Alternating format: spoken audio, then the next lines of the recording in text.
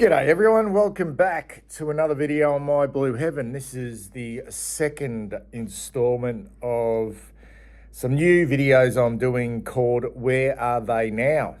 Basically trying to track the whereabouts. Actually, that sounds like they're criminals. Tracking the football journey of former Carlton players, in particular youngish delisted players who played less than, say, 50 games at the club. And at the moment, I'm looking at players who are still playing, either in the VFL, State League level, WAFL, SANFL, country football, suburban football, in the amateurs, wherever they may be, because we've had a lot of players drafted to our club, taken in the national draft, or rookies who have become somewhat obscure. We quickly forget them if they don't play any senior games or just a few senior games. So I've already looked at Tom Williamson. This came about because I saw him in Bali, saw him sitting in a restaurant in Bali on a football trip, and I was trying to think, who's that guy? That's Tom Williamson. Whatever happened to Tom Williamson? So I looked at Tom Williamson, also looked at Matthew Dick and Luke Reynolds. So today I want to have a look at three players once again, and they're all very interesting and intriguing players who haven't long been gone from the Carlton Football Club. And I want to have a look at whether they're still playing football and at what level have they had any success. So I'll get this one underway. And the first one is a bit of a cult hero, actually, without ever playing a senior game at the Blues, and that is Dillon Viojo-Rainbow.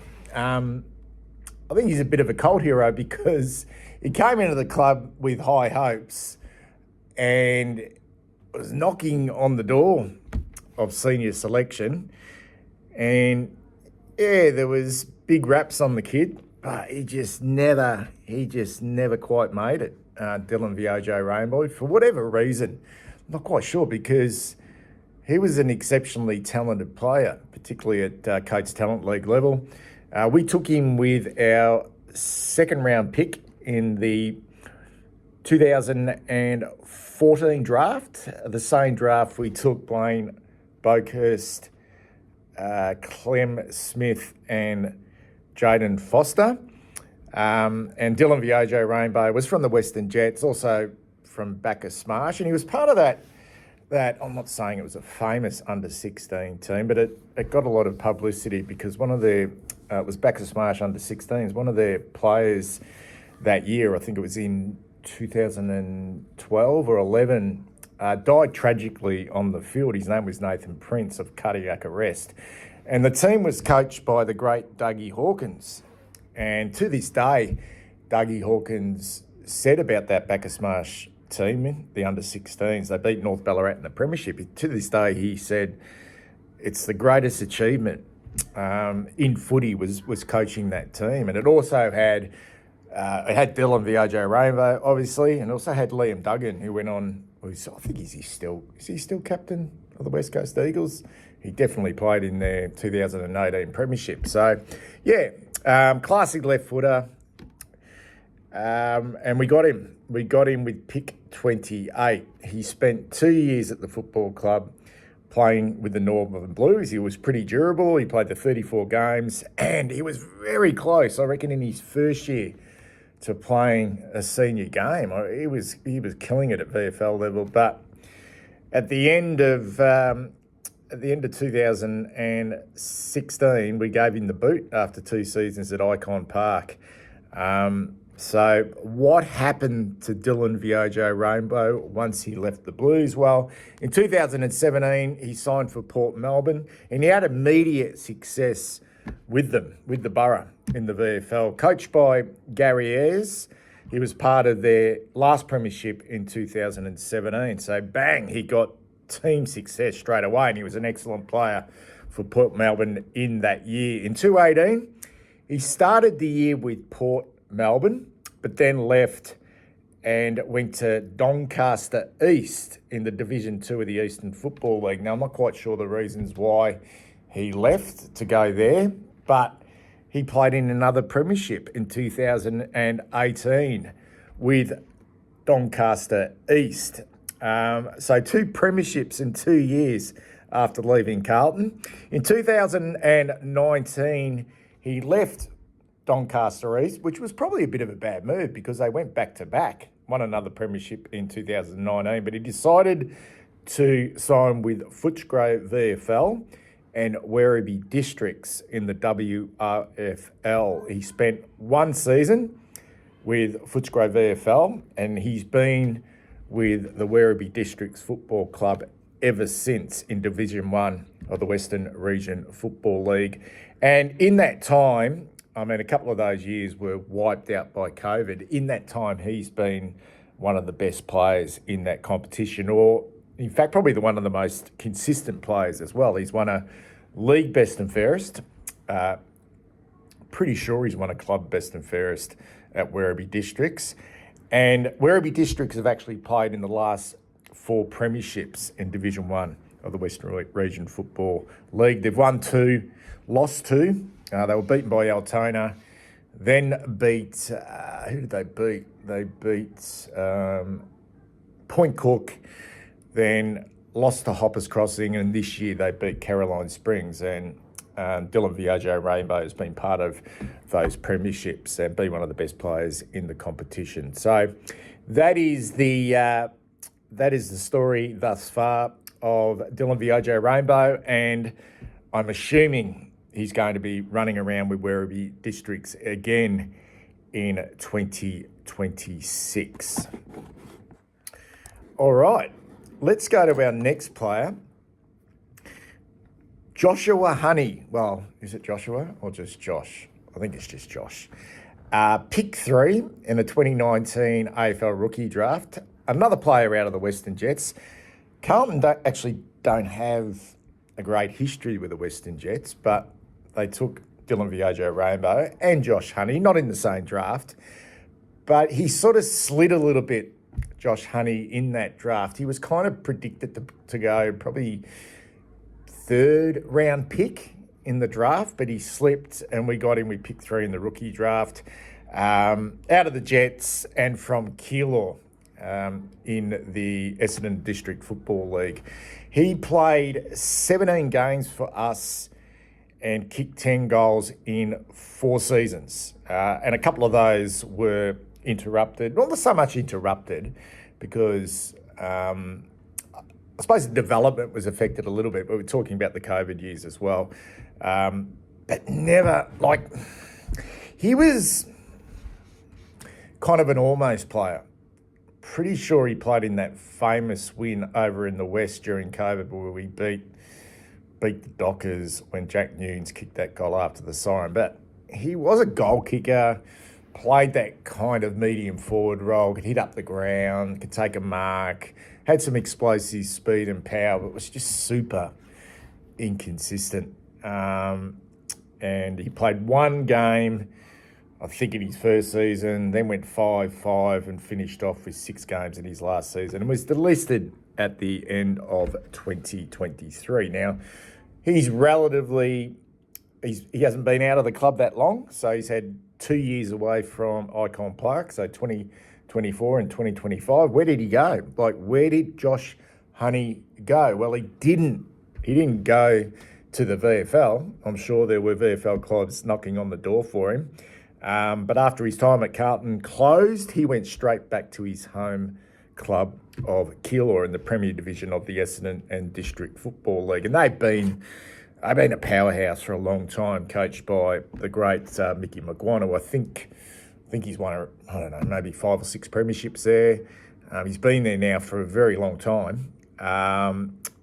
Unfortunately for Josh Honey, though, he's played quite a bit of football for Keilor in that time, but including 27 games and 33 goals. But for some reason, and maybe someone in the comments below could tell me because I couldn't find any information on it, he missed out on Keilor's big win by 53 points against Pascoe Vale in the 2024 decider. He missed out on that. And this year, when Keilor played Strathmore in the grand final, which they lost, they didn't go back-to-back by 20 points, he missed as well. So I'm trying to work out, were they injuries both time, or was it an injury and a suspension?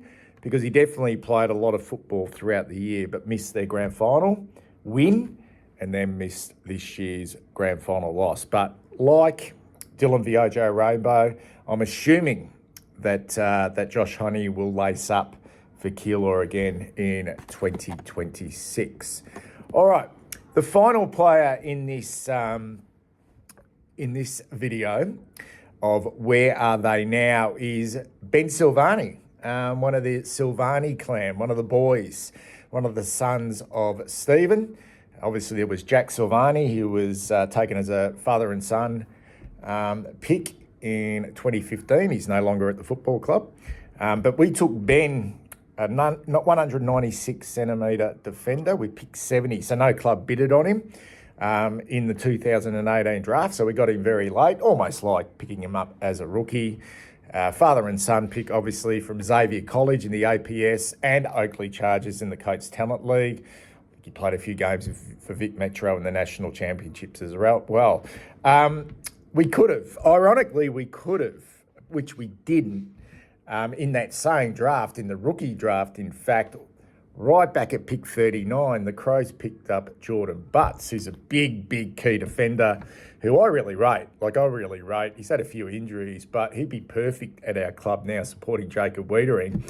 The irony is that although we couldn't take him as father as son, because his dad played for Carlton but only played 3 games, so he wasn't eligible. So Silvagni spent 2 years at Carlton and did not play one senior game in that time. In fact, I don't think he was really ever close. They were developing him as a key defender, but he just didn't have it. He didn't have it. And he spent all his time at the Northern Blues in the VFL. And part of his time at Carlton was affected by COVID and the development then.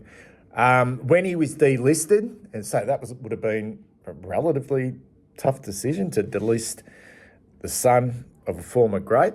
Where did he go? Where did Ben Silvagni go? So he actually originally signed with Sydney Swans in the inaugural East Coast VFL competition. So what happened was, when he left, the VFL changed.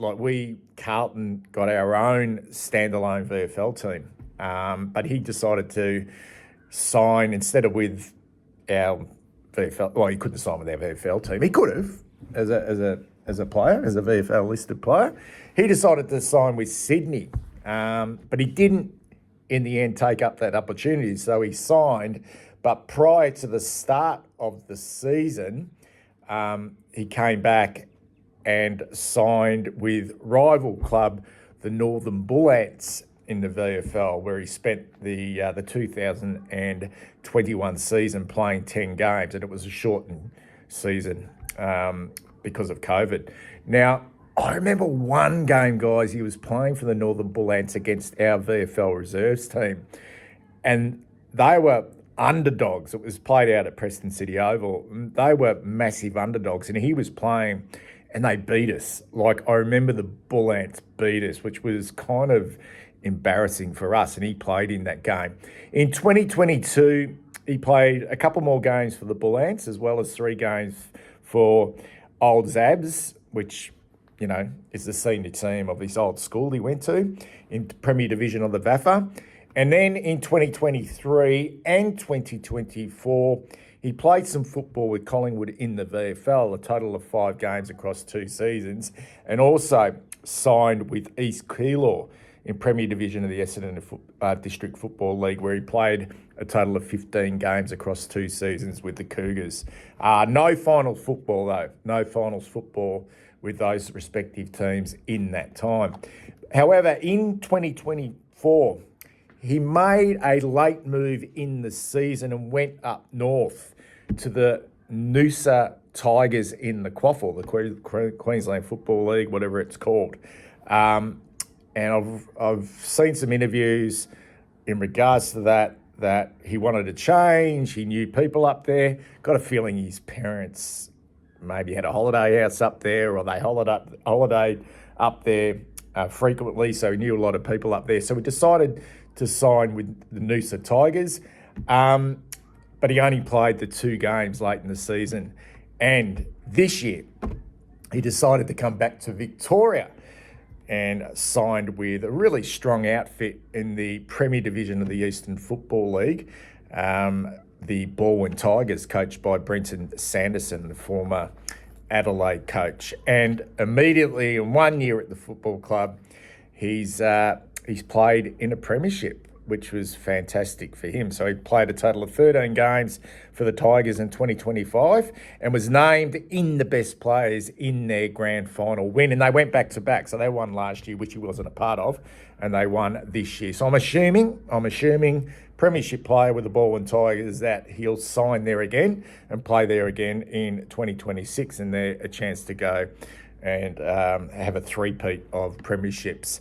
And it was a big, close grand final as well. They won in a thriller by 3 points. So yeah, that's the journey thus far of Ben Silvagni, who didn't play a senior game for the football club and was delisted by the club after playing no games, and what's happened to him since. Anyway, hope you enjoyed the video, guys. If you like these types of videos, please subscribe to the channel. I may try and even go back a little bit further, even if the former players aren't still playing football. And I might do some other clubs as well. It doesn't always have to be Carlton. Anyway, take care. Speak soon.